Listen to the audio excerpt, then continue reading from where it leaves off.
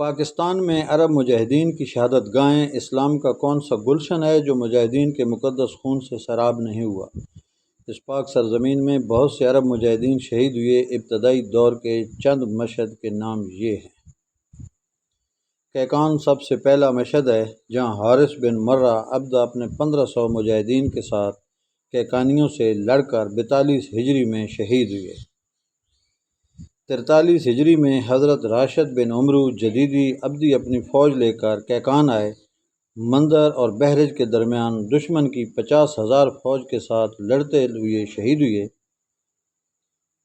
خلیفہ بن خیاط نے حضرت راشد اور ان کے ساتھیوں کا سال شہادت سن 50 ہجری بیان کیا ہے۔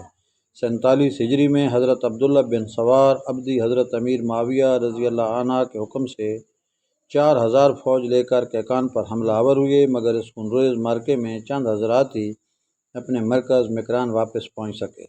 حضرت عبیداللہ بن نبہان سلمی کو حجاج بن یوسف نے بحری ڈاکوؤں کی سرکوبی کے لیے بھیجا، جہاں وہ لڑتے لڑتے شہید ہو گئے۔ اسی غزوہ دیبل میں حضرت بدیل بن طہفہ بجلی بھی 3000 سے زائد مجاہدین کو لے کر شریک معرکہ ہوئے۔ میدان جنگ میں ان کا گھوڑا بدکا اور دشمنوں نے گھیر کر شہید کر دیا۔ اسی جنگ میں حضرت کابل بن ہشام بھی 16 کاری زخم کھانے کے بعد شہید ہوئے۔ دشمنوں نے ان کی لاش کو کھاڑی میں ڈال دیا۔ ہشام بن عبد الملک کے عہد میں سن 122 ہجری میں حکم بن عوانہ کلبی اپنے ساتھیوں کے ساتھ جہاد کو نکلے اور بحری ڈاکوؤں کے ہاتھوں شہید ہوئے۔ صحابی حضرت منظر بن جاروت عبدی رضی اللہ عنہ کنزابیل آئے اور بکان اور قصدار کو فتح کیا۔ قصدار خضدار میں شہید ہوئے اور وہیں آپ کا مزار بنا۔ دوستو ویڈیو لائک کریں اور سبسکرائب کریں۔